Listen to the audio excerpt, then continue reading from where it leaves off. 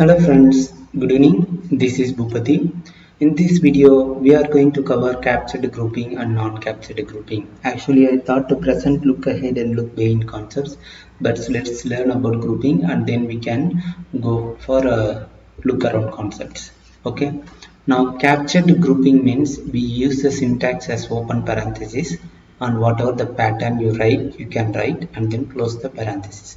It will capture the pattern identified as a group and you can refer the group again wherever it is repeating. Okay. Non-captured grouping is open parenthesis question mark colon and whatever the pattern you write and then you can close the parenthesis. But difference is it will not capture any pattern as a group. Okay. That is it is non-captured grouping. I will explain it with an example so you can easily understand. Now let us go to the regular expression tool. I will just write the numbers.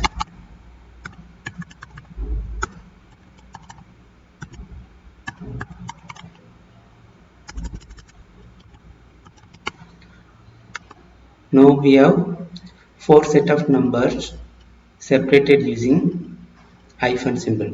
Now I am going to write \d plus hyphen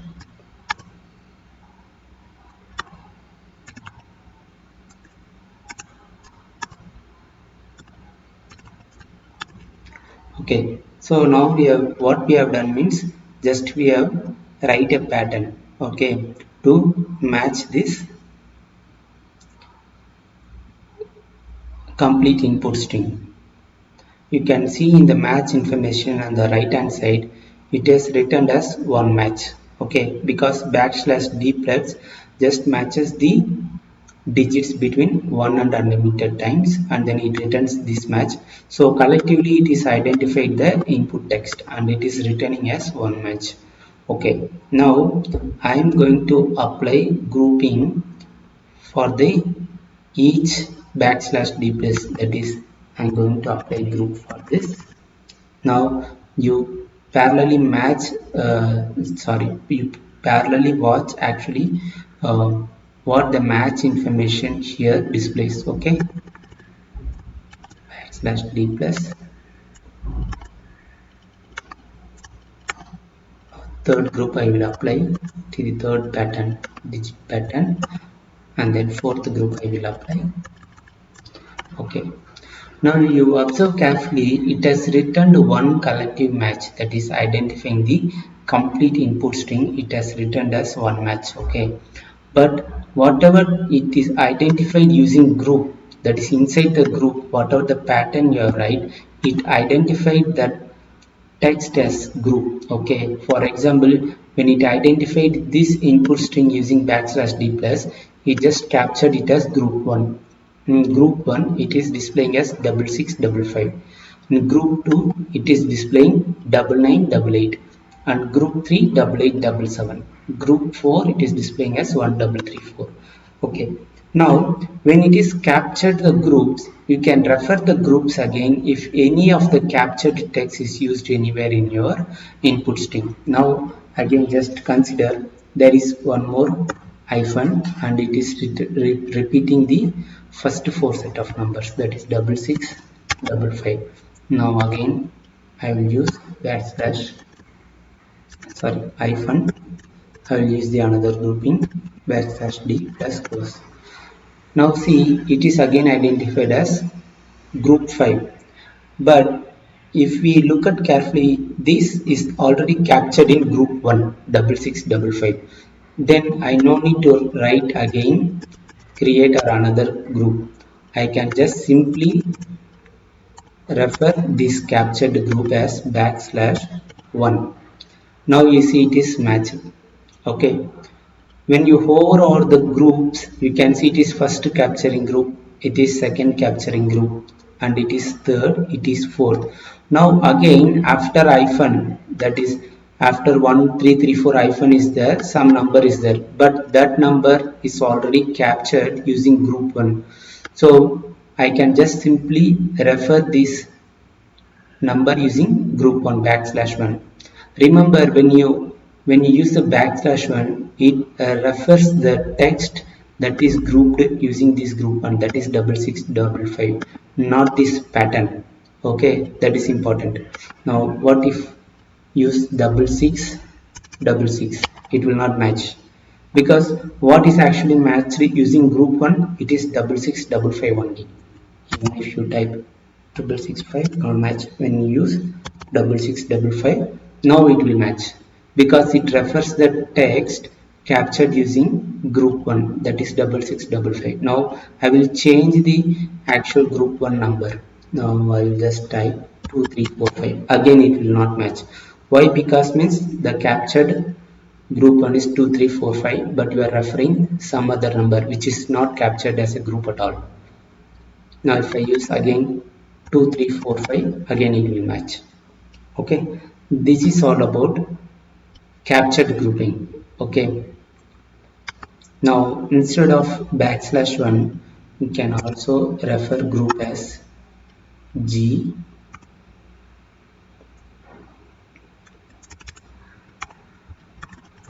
like this. It is also referring group 1, 2211, alias 2211. Either you can refer using backslash 1 or you can refer backslash G, like this. Okay, so you need to make sure whether the tool you are using, whether it is UiPath, JavaScript, .NET or wherever, whatever it is supporting this. Okay, now what if it means G minus 1? So what actually it refers? When you hover this, it says matches the same text as most recently matched by the fourth capturing group. That is, it will backtrack. When you use the G hyphen minus 2, it will backtrack 2 times from the last group. What is the last group here? This is the fourth capturing group. So it will backtrack from here. This is the first one and this is the second one. So it backtracks 2 times and then identified referring this group. So now it is actually referring the third group. Okay, when you use G curly brace hyphen 2, it refers the third group. Even when you over this, it is also displaying it matches the third capturing group. So what is the third capturing group here? 8877. So now when you use 8877, it will be matched now. What if I use G curly brace hyphen 3? Now what actually it refers? It is backtracking. This is first one, second one, this is third. Okay, now it backtracked 3 times. Now it is referring the second capturing group. This is the second capturing group. What is the second capturing group? 9988.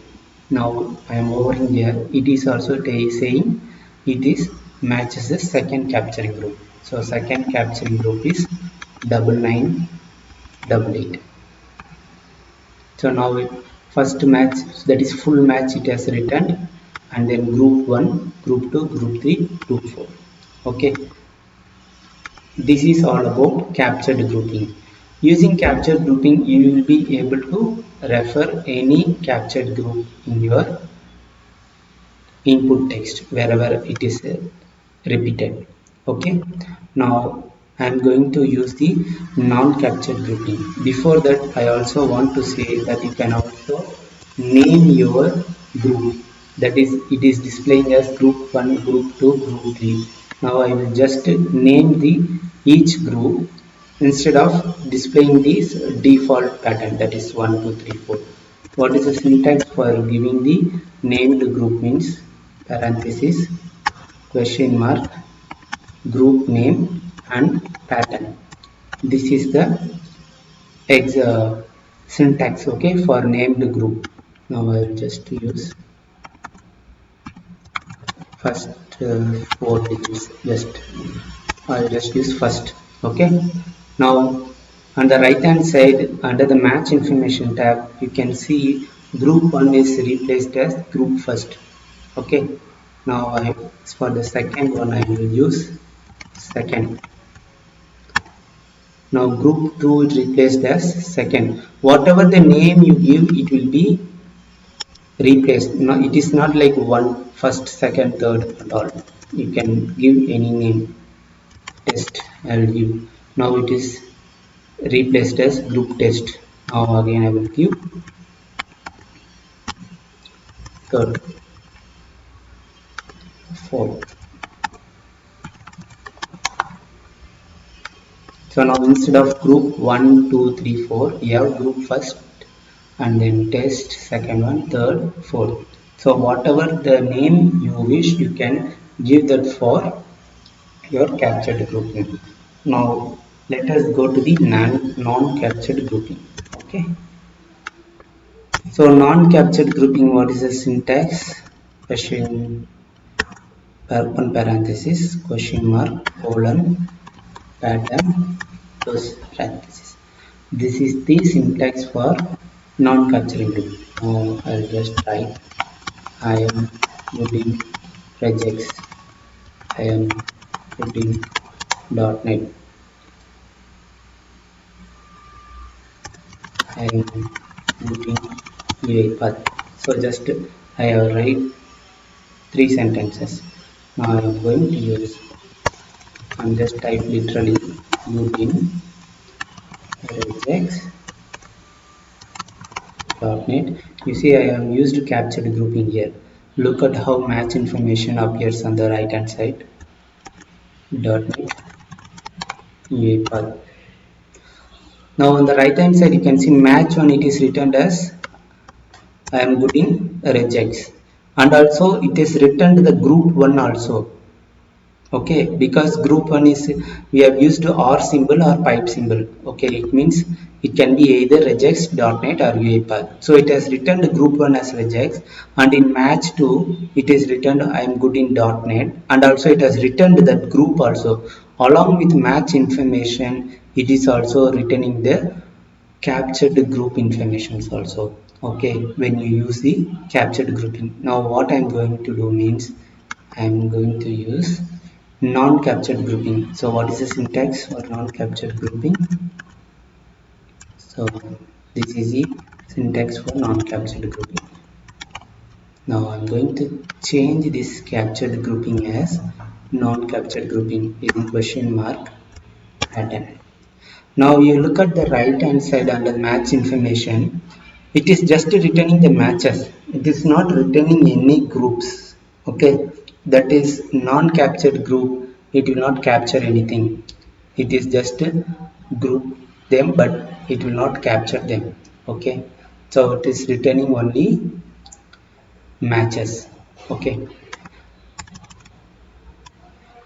now I will just explain you an example. Using capture grouping, how can we derive a data table so that you can understand it easily. This is just a string. Okay. Now this is not formatted one. Okay. I want to create a data table having 3 rows with this value. Okay. We can do this using captured grouping. Okay. I will explain this example in tomorrow's session or in the next upcoming session. Thank you, friends.